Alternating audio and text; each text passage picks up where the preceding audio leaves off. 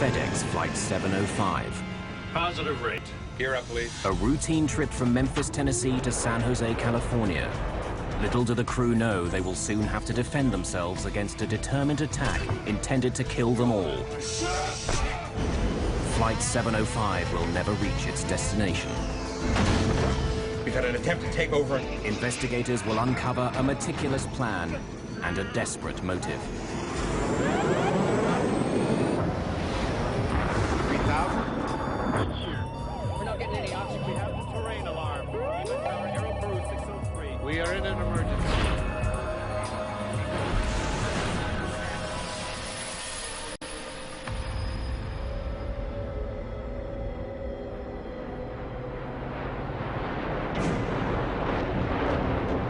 It's April 1994. A FedEx cargo plane is on its way to California.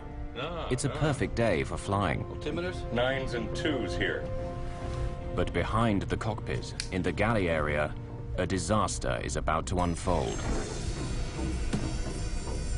The pilots of FedEx Flight 705 are seconds away from an unprecedented situation. God almighty.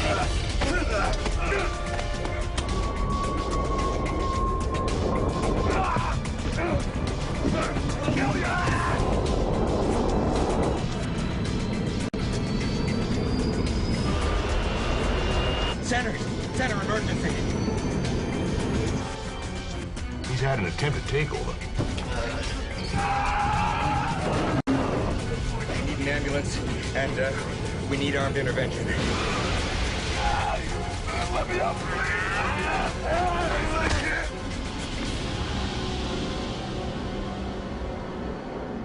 April the 7th, 1994. Worldwide headquarters of Federal Express in Memphis, Tennessee.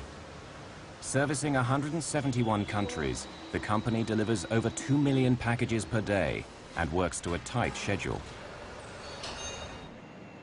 Flying conditions are perfect at the Memphis airport. FedEx Flight 705 to San Jose, California is preparing to depart with a 3-man crew. Has the afternoon flight to San Jose got any jump seaters on it? None at all? 42-year-old Auburn Calloway is a flight engineer. He hopes to hitch a ride on Flight 705 for pressing personal reasons. Thanks. Employees have the privilege of free rides. They're known as jump seaters. 39-year-old flight engineer Andy Peterson is the first of the flight crew to arrive on the plane. Andy Peterson. Auburn Calloway. He's surprised to find Auburn Calloway on board. My first thought was, well, scheduling has gotten, it's also called someone else out for the flight, and now we've got 2 engineers, so I said hey to him and then asked him if he was going to be riding out to San Jose with us, and he said he was, that he was going to ride the jump seat out. Peterson, a 5-year flyer with FedEx, finds something unusual during his pre-flight check. The breaker switch of the cockpit voice recorder, or CVR, is in the off position. Puzzled, Peterson resets it. The CVR records all in-flight voice communications.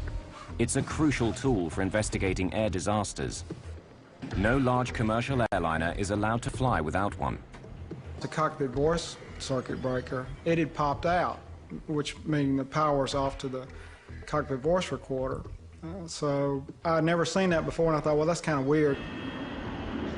49-year-old pilot David Sanders and 42-year-old co-pilot James Tucker are next to board and prepare for departure. Calloway. You mind if I hop around with you guys, California? No, not at all. I don't see any problems today. Everything looks good. You play the guitar? I play at it. He was very cool, calm, collected, nothing indicating anything was amiss. Actually noticing there was a guitar case off to the right in front of the 9G net. But I couldn't wait to get in the cockpit and start going through cockpit checks because we had a lot to do. But something was amiss. They didn't know it, but Calloway had originally been scheduled to be the flight engineer on this flight. However, he and his crew had exceeded their flying hours by just 1 minute the previous day, so they'd been replaced. But Calloway was determined to make Flight 705 no matter what. I think she'll fly. All the nuts and bolts are in? Yeah. When I came back out on the airplane and went back up to the cockpit, I noticed that that circuit breaker had popped out again. So I reset it and decided that I would see if it would stay in. Instead of calling maintenance at that time, that I'd just wait and see if it popped back out, that I would call maintenance, because that is a no-go item. If the CVR is turned off, there will be no audio record of the events aboard Flight 705. The crew is flying together for the first time. Both Tucker and Sanders are ex-Navy. Sanders has been with FedEx for 20 years. James Tucker, who has a wife and 3 children at home, has been with the company for 10 years. None of the crew know Callaway or his reasons for being on this flight.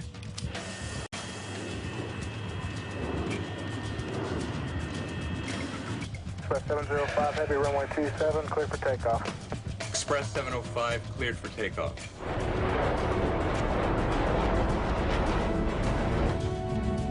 Positive rate. Gear up, please. FedEx Flight 705 is airborne and westward bound. The weather to California is clear, and if all goes as planned, they'll be back home within 10 hours.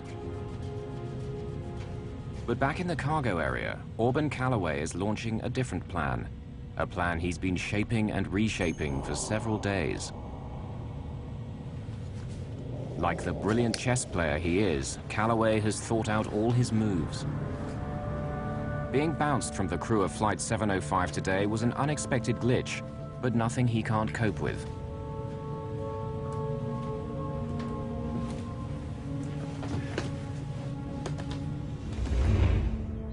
At his home that morning, Callaway already had to make a small adjustment to his plans.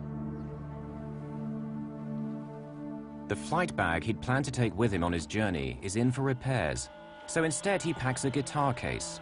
As a company employee, he's unlikely to be searched, and a guitar case seems innocent enough.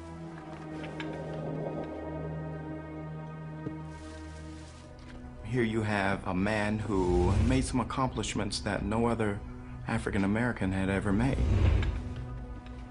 Callaway graduated from Stanford University in 1974. He became a top Navy flyer, then a commercial pilot, but his 5 years at FedEx have been as a flight engineer. He was highly intelligent, a driven person to accomplish goals, and had before him an opportunity of a tremendously positive career. He was married and had children and family, and it just seemed as though he was almost part of the true American dream, just about the American family. Before leaving for the airport, Callaway put some important documents on his bed. Among them, his last will and testament.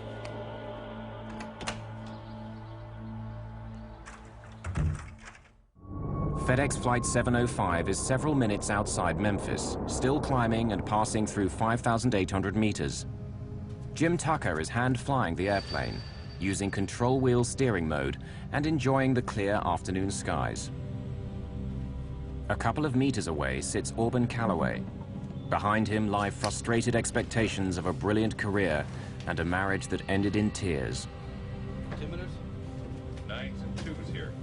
After takeoff is complete. Callaway has a terrifying plan. His guitar case is packed with several hammers and a spear gun. Out of sight of the crew, he gets his weapons ready.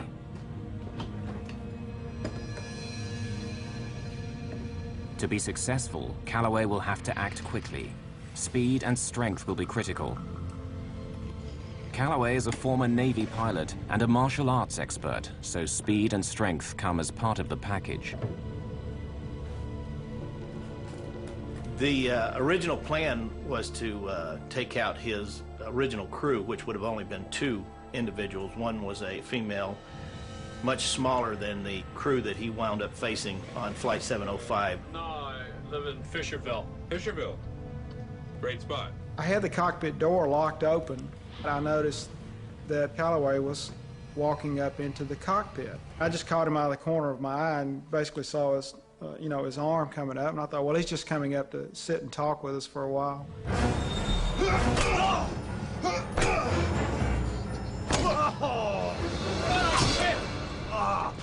Excruciating pain, blinding pain. So much, in fact, that I never lost consciousness, but I lost useful consciousness for at least 45 seconds. The crew is in shock and confused. What I saw was simply a face and his eyes and an object coming down at me. I didn't discern any emotion or hate or anger. I just saw a threat, and I didn't really know what the threat was, because it's so shocking. And for a crew member who is a pilot in uniform to attack another pilot is unheard of in the airline industry. Although terribly injured, Peterson and Tucker are still alive. Get him! Get him! Get him! Calloway hurriedly retreats out of the cockpit. Unaware of each other's injuries, the crew starts to mobilize. Calloway has a backup plan. The spear gun stashed outside the cockpit is a deadly weapon. Sit down! Sit down! Get back to your seats! This is a real gun, and I'll kill you! There was a loud ringing in my ear, and I was a little unbalanced. But I saw this spear gun, and I thought, well, the only thing I can do is try to grab it. So I grabbed the spear. It sticks out of the spear gun about, I don't know, 4 inches or so. So I grabbed it right behind the barbs and tried to hang on to it real tight. Tucker does something that Calloway is not expecting. He pulls back the yoke and puts the plane into a sudden 15-degree climb. It throws the struggling men out of the cockpit into the galley behind. I had already figured out that what I had in my hands is probably one of the best weapons available, and that was the aircraft itself. Tucker has not been just a Navy pilot, but a combat instructor flying A4s. His fighter pilot experience would prove invaluable in the next few minutes. I was looking at this whole situation as if it was an air combat maneuvering situation. Get him! We're taught in the Navy and the fighter community is that, you know, the first thing you want to do is engage the bogey, engage the bad guy. You make him predictable by engaging him, and you use his predictability then against him, and then you kill the bogey. Get him! Get him! Get him! But the co-pilot doesn't stop there. Tucker immediately rolls the massive aircraft to the left in an acrobatic maneuver to try and disarm Calloway. The men roll along the smoke curtain to the left side of the plane. I knew that I had to do something very abrupt, very, very rough, and something that he would not be expecting.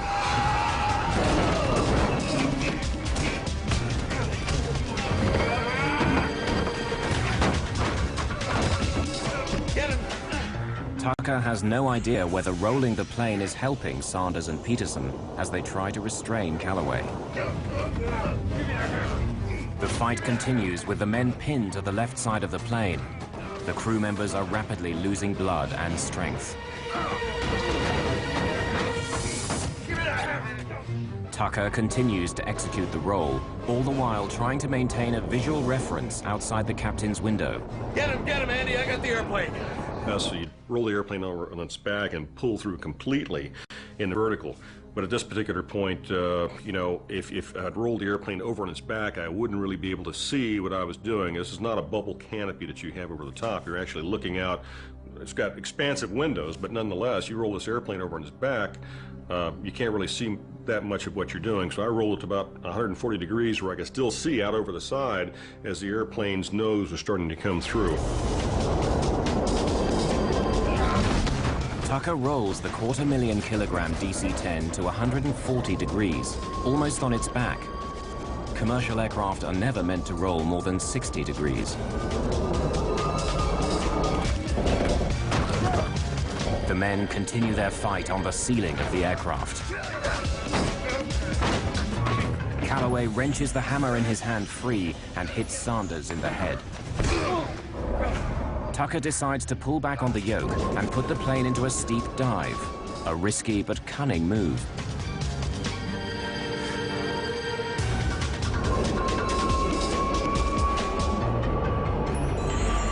The G-force of the dive pushes the men back along the ceiling to the smoke curtain. The plane is traveling at a very dangerous speed. Tucker is making demands of the aircraft for which it was not designed. DC-10s are never meant to be flown past 695 kilometers per hour. Tucker is over 800 kilometers per hour. No DC-10 in history has been flown so fast and survived. The airspeed indicator was maxed. It was all the way to what we call the barber pole. It couldn't go any faster, but you could tell that you were going quite a bit faster because of things you don't normally hear in a jet that size, and one is the incredible amounts of sound of wind coming across the cockpit. The plane approaches supersonic speed. With the increased airspeed, the airflow over the stabilizer becomes disrupted. The elevators begin to flutter back and forth. If the flutter becomes more pronounced, they may become inoperable, and Tucker will no longer have the means to pull the plane out of the dive. If I didn't pull out soon, the airplane was probably going to come apart because I was getting into a phenomenon known as Mach tuck, where the airplane is pitching over because the airspeed is increasing so much. The wind flow over the surfaces of the wings is doing things that it's not even designed to do. The injury to the left side of Tucker's brain is beginning to paralyze functions on the right side of his body. Tucker notices something alarming. The plane is traveling at this incredible speed because the throttle levers have been left in their automatic climb setting from takeoff. The DC-10 is now in a vertical dive with the engines at nearly full power. Tucker must release his only usable hand from the yoke to pull back on the throttles. With power reduced to idle, the DC-10 is still not out of danger. Despite Tucker's maneuvers, Callaway is gaining the upper hand. Callaway hit me with the third blow, which was in the top of my head, nearly rendered me unconscious. I began to gray out. At that very same time, it occurred to me we might lose this thing. As Tucker starts to pull the plane carefully out of the dive, the elevator flutter increases. Balance panels, counterweights that help the pilots manipulate the elevator, break free and begin to wrinkle the skin of the stabilizer. Tucker fears that if he pulls back too hard during the dive, all the surfaces on the tail section would be in danger of coming off.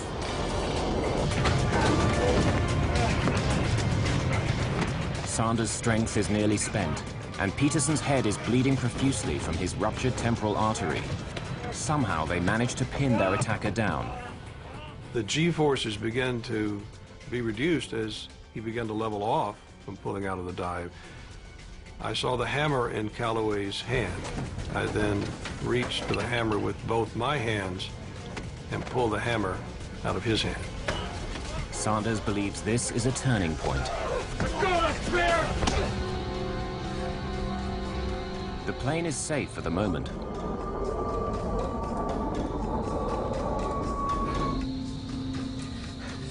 About a minute after the attack begins, Tucker finally has a chance to radio Memphis. Center emergency.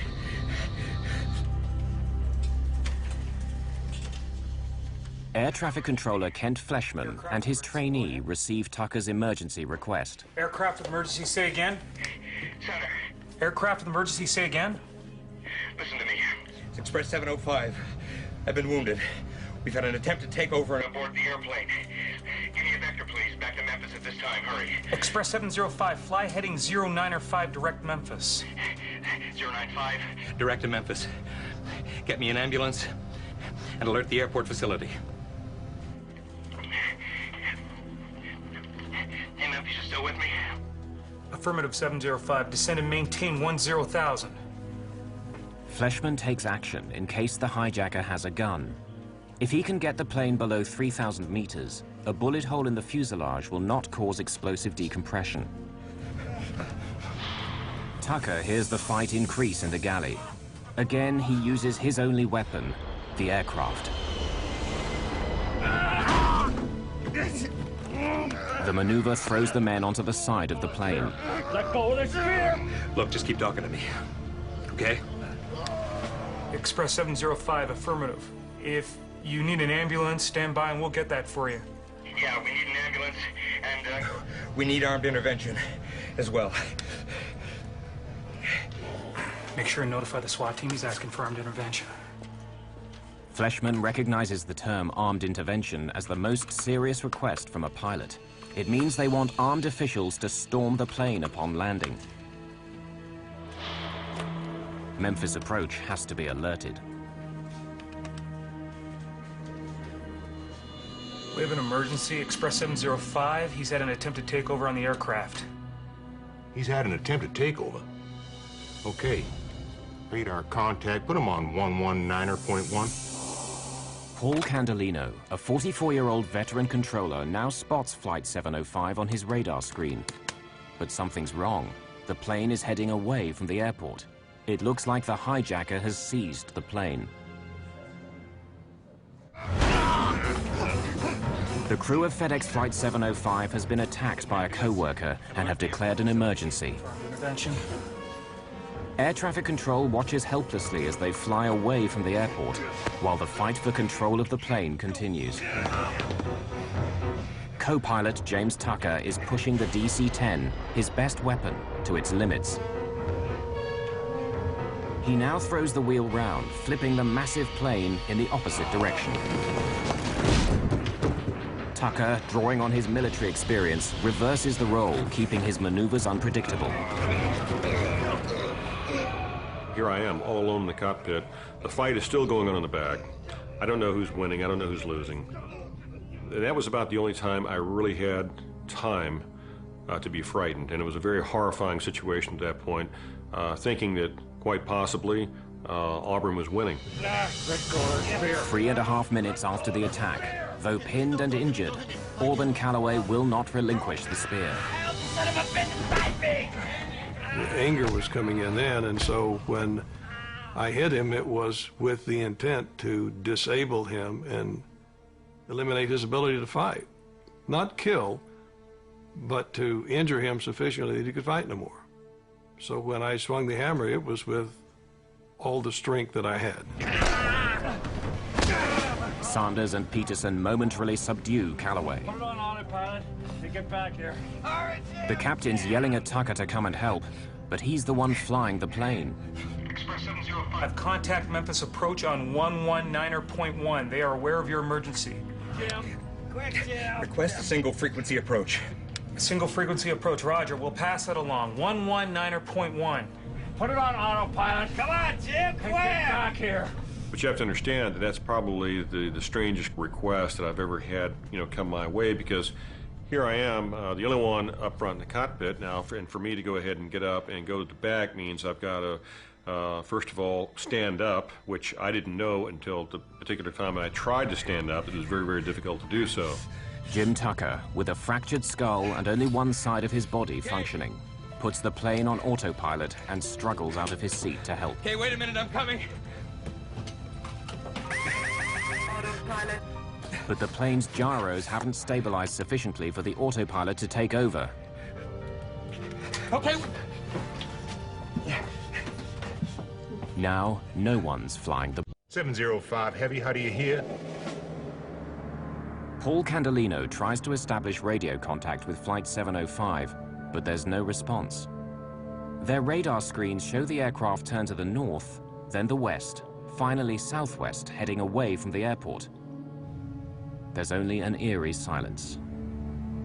Anything could be happening on board the plane. As I stepped into the forward cargo area, I was absolutely amazed at what I was seeing. All three of the individuals are completely covered with blood.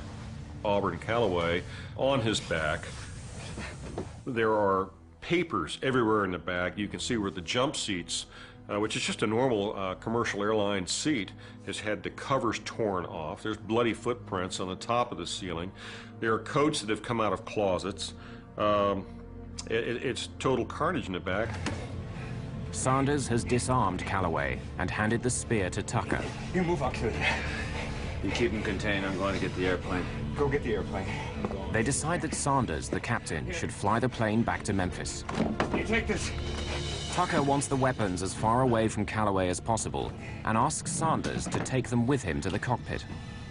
In an emergency situation, it's expected that the captain of the airplane will fly the airplane. I was in somewhat of a daze because of the fight. I wasn't sure of the direction of the airplane. I wasn't sure of the condition of the airplane, but it appeared to be flying okay. I was bleeding excessively from the top of my head. I couldn't see out of my left eye. I thought the fight was over. I mean, I had hit Calloway 4 times in the head with a 20-ounce framing hammer as hard as I could swing it. He had stopped fighting, and he was bleeding, and he looked like he was severely injured. Tucker can't tell anymore whether his hand is gripping the spear. The blows to his head have caused a blood clot on his brain and have damaged his sense of touch. Let me up! Let me up! I won't fight anymore, please! I can't breathe! Though several gashes have been opened in his skull, Auburn Calloway cannot be trusted. Both pilots know their strength is quickly running out. I can't breathe! Sanders, safely back in the driver's seat, must get the plane on the ground, and fast. Memphis, can you hear me? Is this Express 705 Heavy? 705 Heavy, yes. Express 705 Heavy, Memphis. Roger, I do hear you. You can proceed direct to Memphis if able. Expect runway 9er. The altimeter is 30.29er. You understand we're declaring an emergency. We need security to meet the airplane. We'll stop on the runway if we can. Captain Sanders, without his glasses and with blood dripping into his eyes, thinks that the plane is on a course back to the airport. But it's still heading southwest, away from Memphis at over 550 kilometers per hour. Roger. Express 705 Heavy, is the situation under control or is it still in progress? We appear to have it under control. Candelino wants to warn the pilot, but he's afraid the crew may still be under attack and trying to mislead the hijackers by flying in the wrong direction. Express 705 Heavy, are you able to turn toward the airport? Yeah, give me a vector. 100 Vector Memphis. Sanders takes the plane off autopilot and sets a course back to the airport. We're turning to the airport now. For now, aboard the DC-10, the situation seems under control, but a potential disaster is only moments away. At the Memphis airport, emergency personnel begin to move into position. We need security to meet the airplane. We'll stop on the runway if we can. A FedEx cargo plane is about to land after a would-be hijacker tried to seize control. All members of the crew are badly injured. Paramedic David Teague is one of the first to get the call. They came over the loudspeaker system from the Air Traffic Control Center, and I was new to the area, so I wasn't able to understand them real well. But I got the words hijacking and some other stuff, and was advised that there had been a hijacking on an airplane, and then dispatched us out to the runway where the plane was going to be landed. The airplane is heading for the safety of Memphis Airport, but that in itself presents another scary possibility. The aircraft is more than 16,000 kilos over the recommended landing weight, with more than 38,000 kilos of fuel still in its tanks. In most emergency landing situations, there's time and opportunity to dump any excess fuel. But Sanders knows the switches and levers are too far away to access safely. You'd have to get up and go back to the engineer's panel where the fuel dumping switches are and set up the engineer's fuel panel to dump fuel. So it's virtually impossible for, say, the captain to dump fuel while he's attempting to fly the airplane. In the galley, Auburn Calloway still hasn't given up the fight. Calloway drags himself towards the jump seats with Peterson and Tucker on top of him. He hopes to gain enough leverage to get back on his feet, where he'll have an advantage. He was using his thumbs to go ahead and try and push my eyes out, doing everything he possibly could to break Andy and I down as a team. You know, we could handle him together, but we certainly couldn't handle it one-on-one. This is certainly a fight against the clock. Auburn's getting stronger. I know we're getting weaker. I knew if he ever got back in the cockpit, we were history. I just knew we had to keep him, somehow, we had to keep him from getting back in that cockpit. Approaching 7,000 feet, the fight in the back started again. And it was as violent and as loud as when I was in the back in the midst of the fight. It became so violent and loud that approaching 7,000 feet, I decided that I was going to level the airplane, turn on the autopilot, go to the back of the airplane, and kill Callaway. It was so severe, I thought that had to be done. The DC-10 is less than 40 kilometers from Memphis Airport. Is he under control? I don't know. The sound of the struggle worries Sanders. He decides this has to end. I released the seatbelt, climbed out of my seat, headed to the back of the airplane, and Jim Tucker said to me, "David, I think we have him under control now." I said, "Are you sure?" Yeah, he is. He said, "I think we have him under control." I went back to the seat, climbed into the left seat of the airplane, continued the descent on down toward the airport. Express 705 Heavy, verify the situation is still under control? Yeah, it's sort of under control. The wind is 03015, cleared to land runway 9er.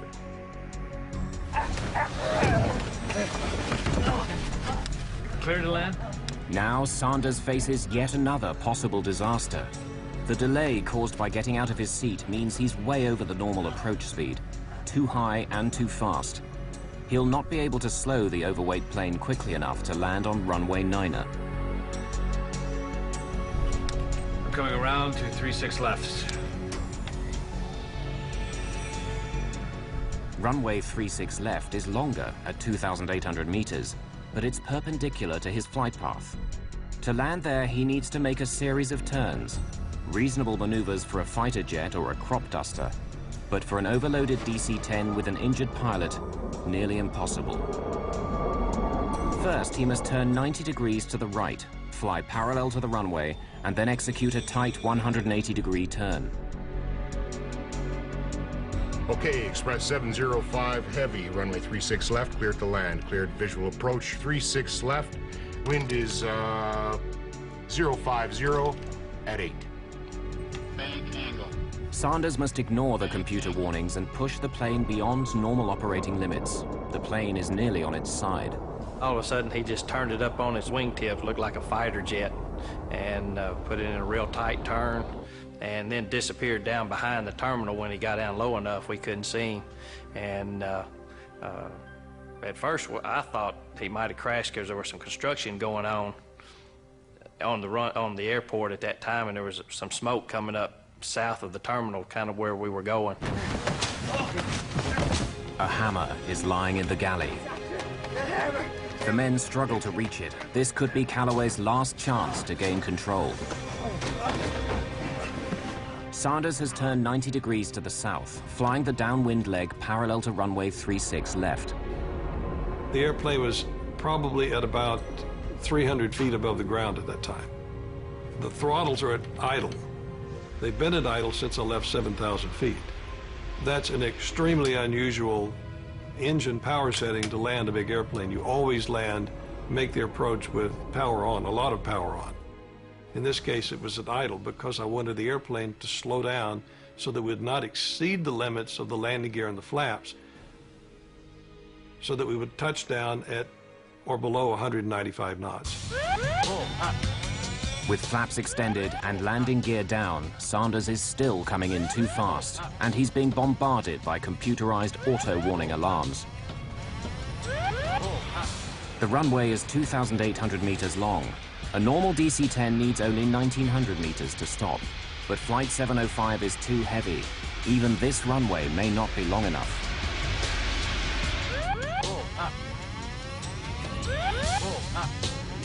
Peterson manages for the first time in the fight to get hold of a hammer, but is extremely weak due to blood loss. You gotta hit him, Andy! You gotta hit him! I was almost like pleading with him, and I told him, I said, Andy, you know, you got to hit him.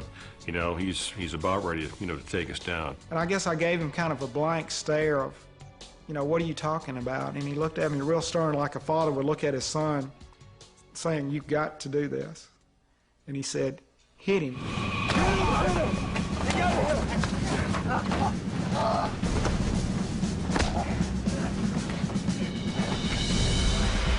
The DC-10 is only meters above the runway, traveling at 382 kilometers per hour.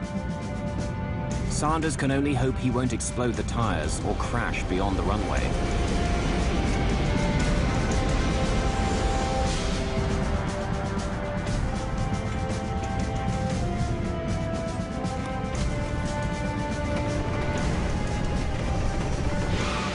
Luckily, all 10 tires withstand the landing impact. Captain David Sanders has landed the plane with only 300 meters of runway to spare.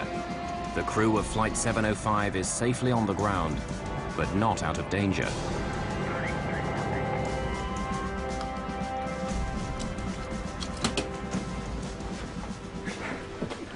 Blow the door.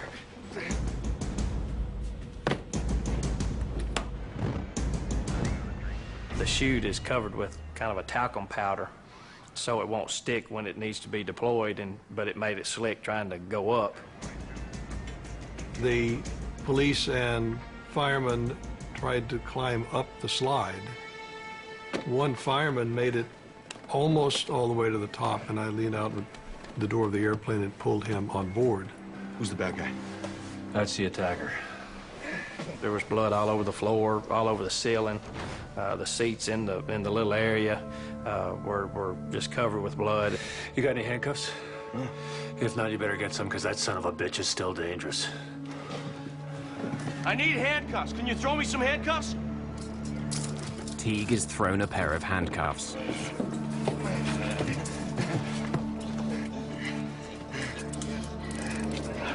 Stand here, in the middle of the chain.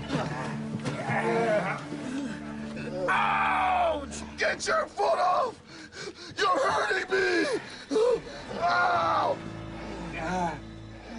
Sanders holds Calloway down as Teague examines Peterson, who barely has a pulse and is the first crew member to leave the plane. Sanders is the last member of the crew on board.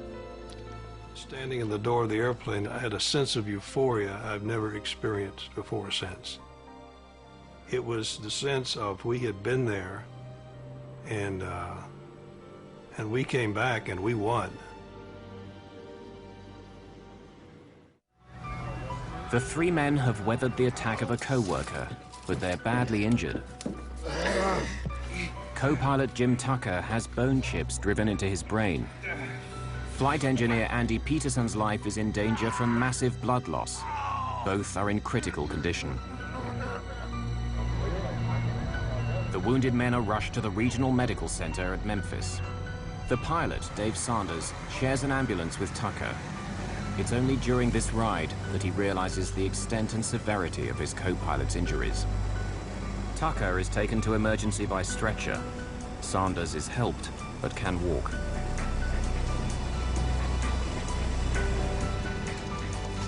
Restrained and under guard, Calloway is also taken to the same emergency facility. But the important question still remains. Why did Auburn Calloway attack the crew of Flight 705? The full story is beginning to unfold. Divorced in 1990, Auburn Calloway still tries to support his ex-wife and their two children, and wants to secure their financial future. He was very interested in the welfare of his children, very interested that they not live the kind of childhood he had lived.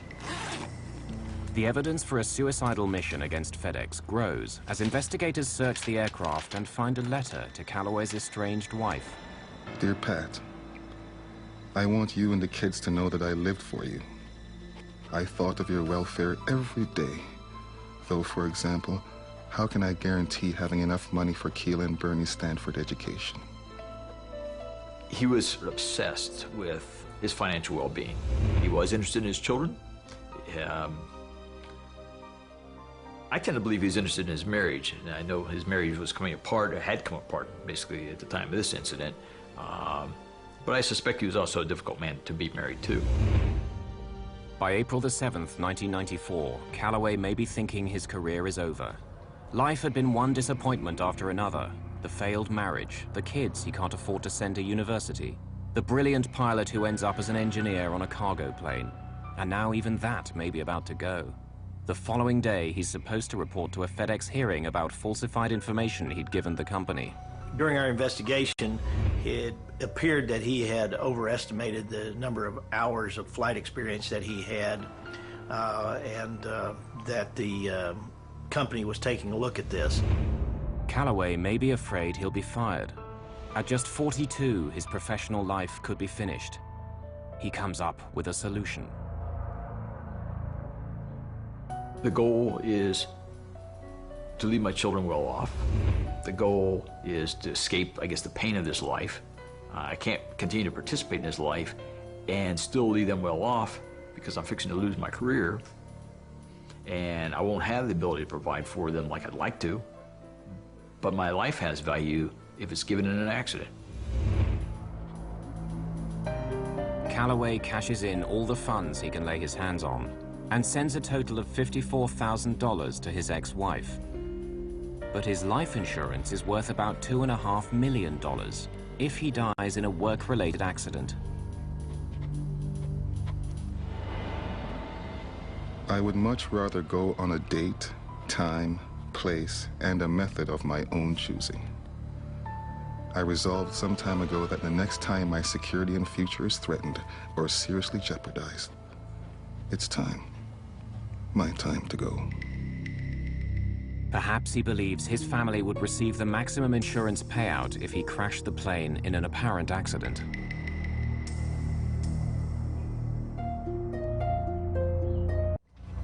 If this was Calloway's idea, he was planning it perfectly. He was armed with unusual weapons for hijacking, hammers and a spear gun. After injuring the crew, he could take control of the plane.